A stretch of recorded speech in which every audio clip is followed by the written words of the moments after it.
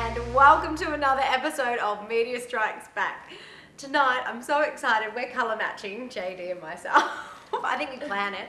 And Yana. Couldn't get more opposite. No, but you do have a bit of turquoise, which is very nice. Yes, after the fashion episode, I thought, we need to kind of dress it up. Bit of turquoise, bit of purple. On tonight's show, we have the Delta Rigs, which is JD's favourite band. So he is one excited little monkey about that. And we are also going to go visit the Burlesque show. We're going to have a chat to the Mexico Mission Charity and Sidonia. But first, let's have a chat about Mexico Mission Charity. So tell me, guys, you went and visited them? Mm-hmm. We did, and it was just such a heartwarming experience that I didn't expect. And I think it's important to note as well that a couple from the Sunshine Coast, Pam and Alan Scoos, they actually went over to Mexico in the year 2000 and they volunteered for 12 months. And the orphanage was actually closing, so they took it into their own hands to take over this orphanage, and it still exists to this day, which is great. So we were privileged enough to go to a fashion show which was put on by this organisation, and everybody was volunteering, the designers, the models, emerging Aussie. It was great. It was it was a first for a lot of people, and it was a great night. All in all. So was this before we have a little look see? Was this the first fashion show that they'd kind of ever run to help the charity? It was the first event that was run by this group of people. In Australia. So. Okay, so it's quite fresh. It is very, very fresh. Oh well, good on them. Let's go have a little look. Hi guys, we are here. Very excited we are at the Mission Mexico Children's Refuge charity, and they've actually put on a fashion show this evening, which we're very excited to see. Very excited. I saw the runway and I was like, oh, I really want to get out there, so we're going to go see if they've got a dress my size. Oh, yes. Let's go explore, shall we? We might come out and JD will be fitted into a dress. Could be, but let's see who we can find first. Might be a bit scary. Ladies style.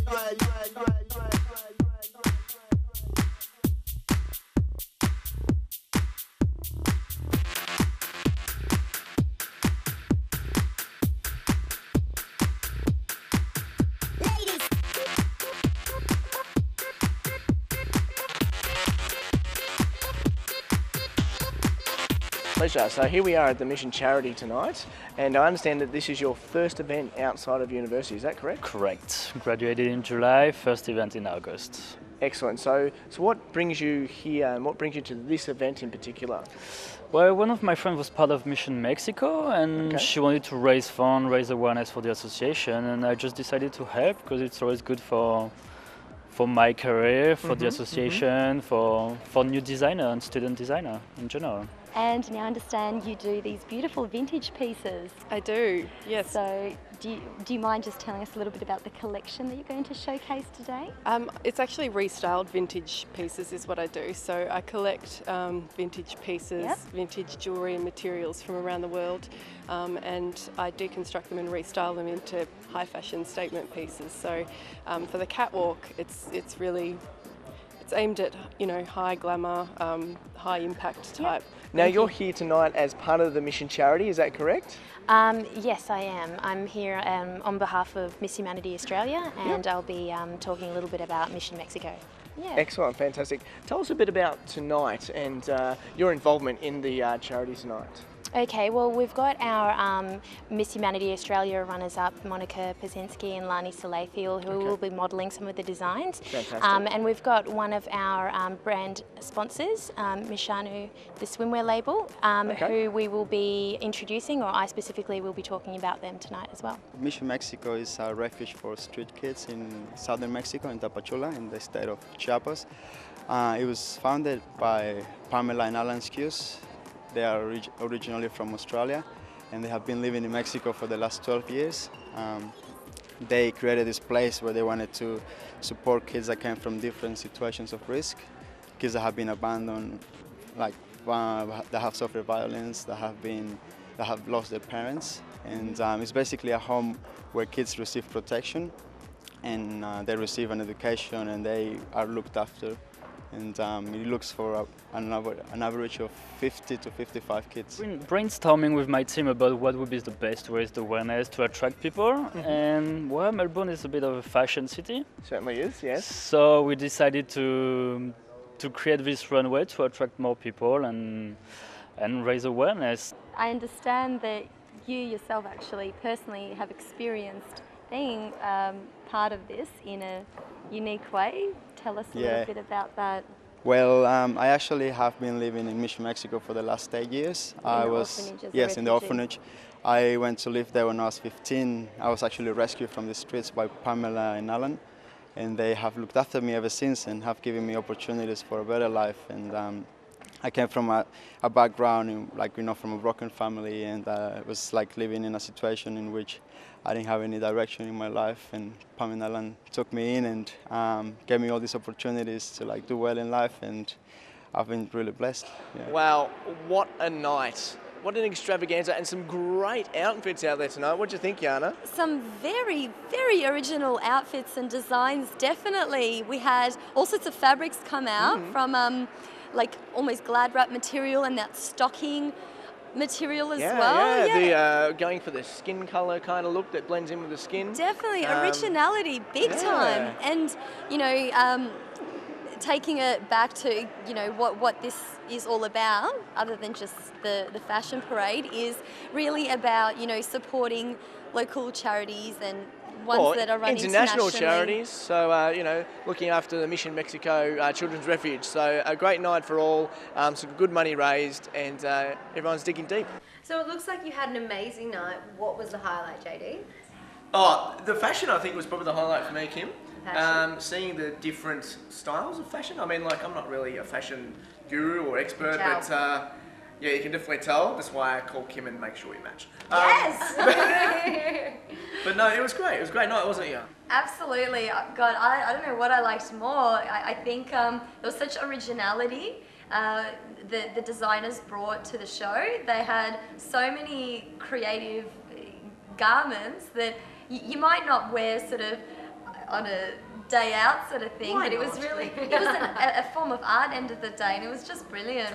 Well, peeps might not wear this thing every day, but look, but it we're works. doing it now. It works. But it is such an amazing thing that people do for charities and that charities do for others. And I just really think in Melbourne we have so many amazing charities. You should really just go out there, get behind them and support them, because people are just doing such great things. Definitely. It's very rewarding. It is. And speaking of great things, JD must have been one happy monkey, as I'm saying. I was. Hang on. He was. Hang on a sec. Kim, it's actually quite timely that you called JD a monkey, because he ended up in a tree. No way. Yeah. I was like, yep, let's do the segment in a tree, and then JD got up there, and he didn't give me a boost. I think you're fibbing. I don't think he was in a tree. Yeah, you got me. I gotcha. I'm wearing a tree. What are you wearing? It is a tree. It is a tree. Look, I got insanely jealous when I went to see my boys at Delta Rigs, because I used to have longer hair. No, I used to have longer hair. I'm trying, yeah. I mean, if we're going to match shirts, we kind of need to match hair too. What do you think? Fair enough. Yeah? So I was insanely jealous. I love my long hair. Well, what I used to these have. guys are your favourite? Yeah, they won Triple J's hottest 100, Unearthed 2011. So they're awesome, and they just rockers, and they just do it, And tell me, did you wear the long hair at the gig? I didn't. I should have. Aww. I He did was tell trying them to that be I miss cool. it. Yeah. So you wore it today. Any chance to put a wig on? I'll put a wig on. Any chance for JD to put a wig on? Any wig shops out there will come pay your visit, and JD will try them all on. I will. Well, let's have a look at the Delta rigs.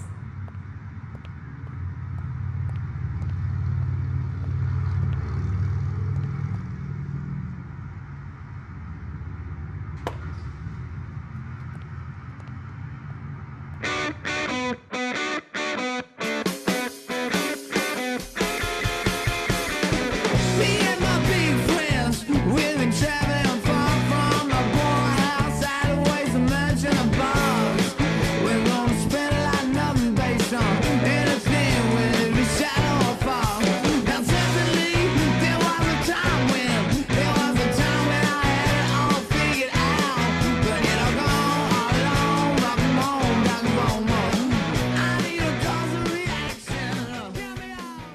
we had some difficulties with the man.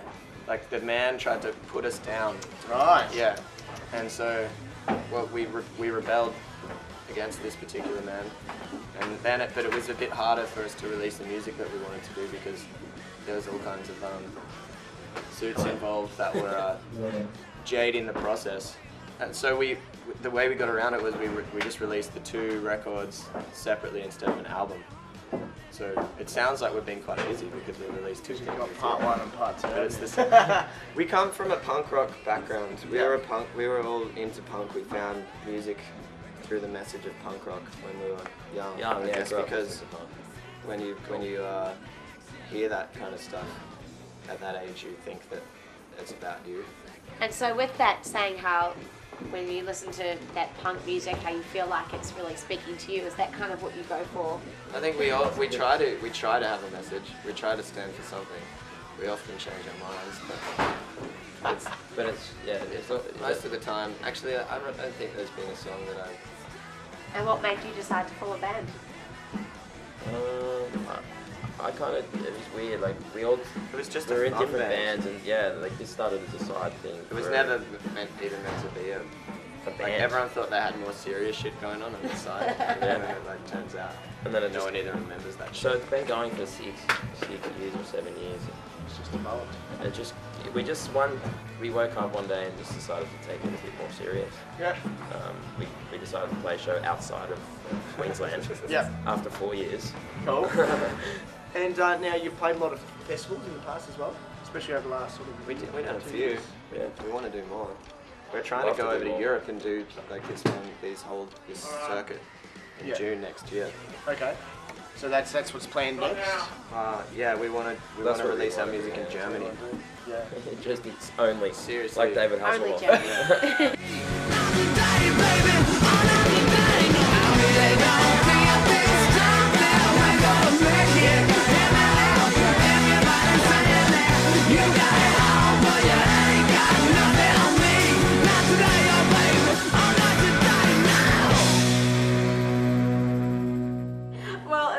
You had a great time there. You were in your element, JD, huh? I was. I mean, it was their rehearsals as well, so they were just killing it. And Joanna? They were just so rocking. I actually am quite, I don't know if you noticed, but I wasn't really saying much because I was just like, these guys are just so cool. Mesmerised. Kim, We didn't know where this was going, okay? That was my close-up. Very angry. You know, it was actually really, really hard to pull it off JD's head because it just wouldn't come off. It's natural. It's natural. But anyway, you put that wig back on. I will. We're going to go to a break and we'll have more for you when we come back.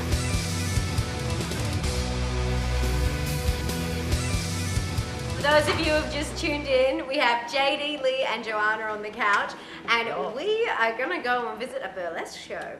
Look out. Look out. They're amazing, those shows. Well, Lee, I mean, I've worn some raunchy clothes you may have seen. But these girls, they wear some even raunchier clothes and they do all this dancing and stylistic stuff as well. Hey? I think I'm still stuck on the fact that you said I've worn some pretty raunchy clothes. I have. They're called You guys- costumes. Costumes, JD. Clothes. Now, Joanna, please, let's ignore these two. Tell us a little bit about burlesque. So burlesque actually started quite a while ago, basically around the 1920s. Really? Yeah, it's been around for ages. And it's all about the tease. Which Joe knows all about. Contrary to what some people may think, it's not stripping. It's basically about the tease, and they've almost removed the clothes, and then not quite. And then there's other acts in between that make things more fun. So there's some famous burlesque artists out there that have like signature moves, signature acts. Wow. And then basically like a burlesque evening has different acts. Sometimes group things, sometimes solos, and yeah, often. Now it's become more popular that they have like a theme. Like I went and checked out one, it was an Alice in Wonderland theme, so they had someone as a rabbit, yeah. Hey guys, here we are with Willow from Bottoms Up, and as you can probably see, she's covering herself up with some feathers, so that probably means that she does something a little bit raunchy and sometimes naughty perhaps. So Willow, what is it that you do? You do burlesque, yes?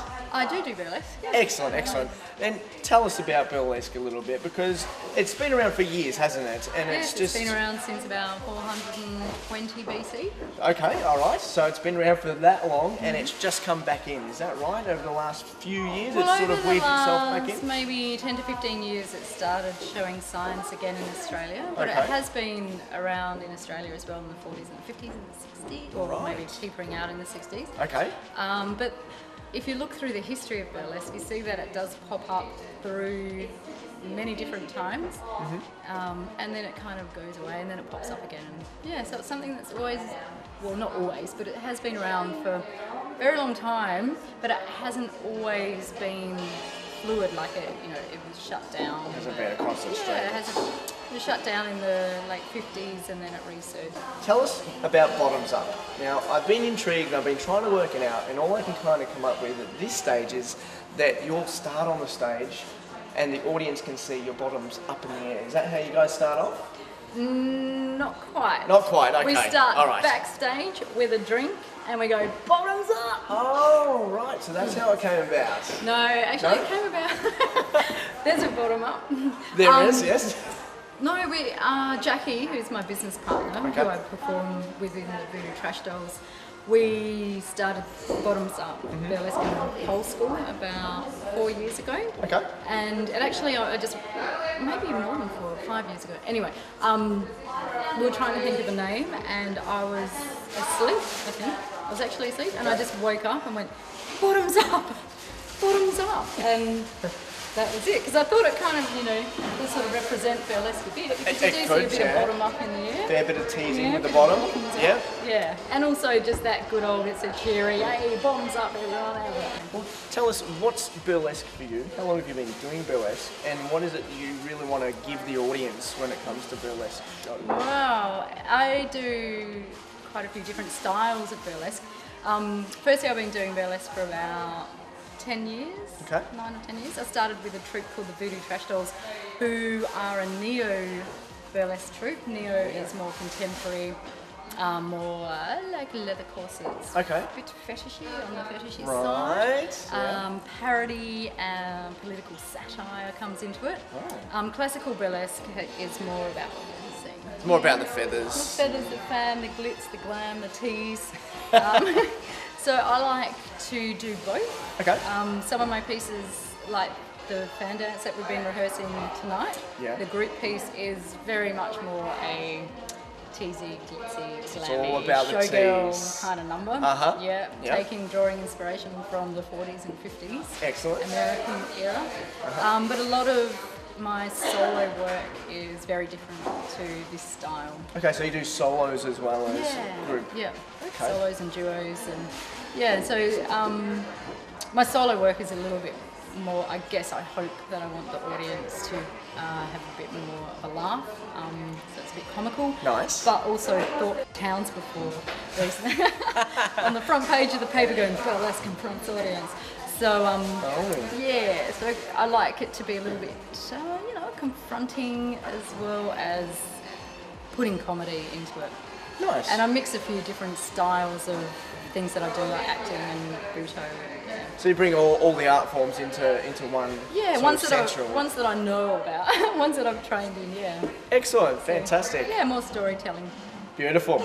Well, look, I'll let you get back to And it. all keeping in time. As Yeah, we've gotta been keep in doing, time. And if we don't, well, hey, bottoms up. Yay! I like it. I like the slogan. Thank you very much for chatting with us. No worries, you're welcome. Thank you.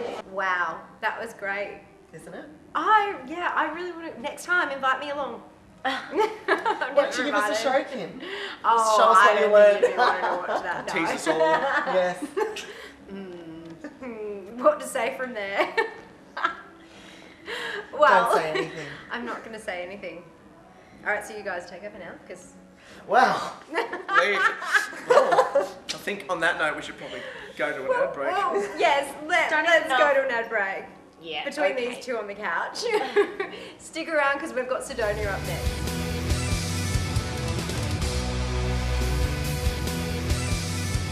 And we're back. And Steph has got to go and have a chat to Sidonia. I have no idea who they are or what they are, so tell me, Steph. they're a really great band, Kim. They've been around for a little while, and What's a little while? Like a couple of years? Actually many years. I think. Years. Yeah, a few years. But their sounds, you know, developed as well.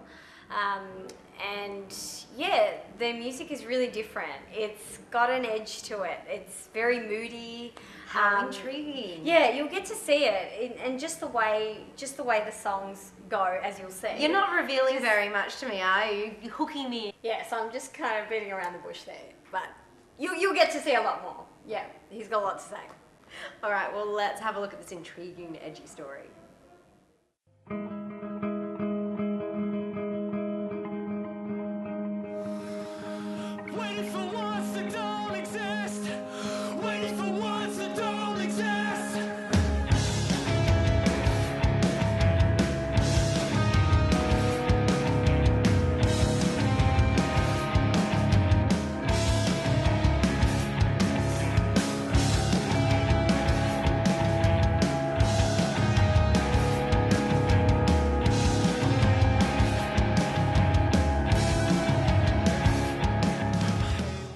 Hi guys, I'm here with Dana from the band Sidonia.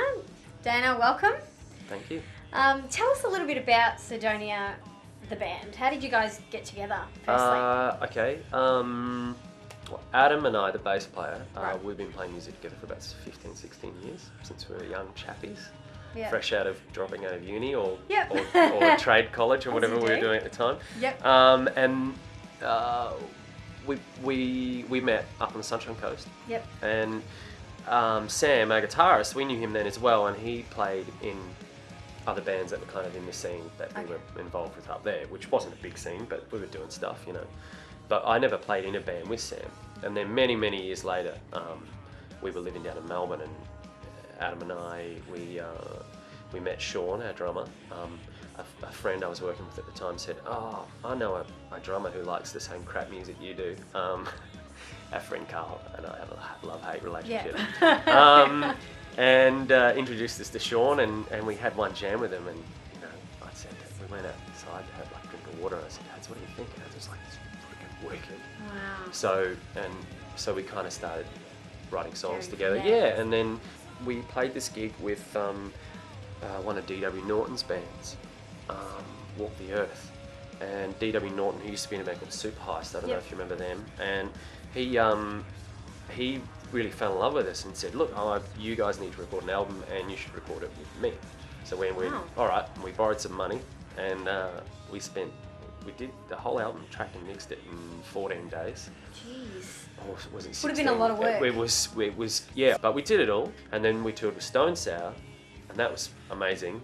We were too fanboy to say hi to them in Melbourne, but in Sydney, Adam and I were looking around the Enmore Theatre, which is this big, beautiful place. Right. You know, gorgeous theatre. And Jim Rudin's guitar tech came up and he was like, "Oh, I caught some of your songs the other night. You guys are fucking amazing." And I was like, "Oh, you know." Yeah. This is like, I'm a huge Slipknot fan, you know, so meeting Jim was massive, and have him say that about the band, it was really, Awesome. yeah. And you know, and then obviously he said to Corey, "You've got to check these guys out." You know, Corey Taylor comes running into our dressing room after we played and said, "You know, whose dick do I have to suck to get a CD? You guys were awesome." And we were like, "Fuck, this is," lay on the floor and had a little giggle. It was really weird. And then by the time we got to Brisbane, they were saying, "Oh, look, we you know, no promises, but we're going to try and get you on this American tour." And so we had to get out, and then, you know, that happened. And so we had to get our stuff together really quickly, get visas and whatnot, and get over to America, and we toured for 5 weeks, Stone Sour in the States. How was and that that? all happened in 07. It was a really big year for us. Yeah. And then in 08, we toured with Slipknot and Machine Head, and then Oh, that's amazing. the other year we toured with Korn, and you know, so we've been busy. Yeah, yeah. You know, it's always hard when you're a band with without, say, you know, radio support. We've never really had the support from Triple J or anything, but bits and pieces, but we've never had rotation on that. And we're not Holy Heroes. It's very hard when you're kind of a heavier band. They don't play much of that stuff anymore. They used to, but they don't anymore. But you know, it's hard to play regional shows sometimes, but we do our best, and there's people out there who love our music and believe in us and want to help us. So we've had people putting up posters in all sorts of places, and so that's, you know, That's exciting. Yeah. That would be very exciting. Yeah, it's wonderful. Well, that's exciting for you guys Oh. to have something solid. Yeah, done. no, That's what you want. and you know, like I was just showing you a couple of those, the first mixes we're getting back for the next couple of tracks, so it is happening. Yeah, no, that's So good. it's exciting. That's good to know. Fantastic. Well, thank you very much for talking to us, Dana. Pleasure. And Thanks. yeah, good luck with the tour. Thank you. Thank Thanks. you. Well, I think how you described that was so spot on. Yeah, definitely. I told you he had a lot more to say. He did. Now, don't forget, go onto our Facebook page. Anything you want us to see, come visit. Make sure you post it because you can post on our Facebook page. That's right. And make sure you like it, guys, and jump onto our website, www.mediastrikes.com. For lots of pickies and more content. Yes. It's never ending. That's right. Well, that's a wrap for To Know Shot. We have so many more episodes coming up, and stick around, it's very exciting.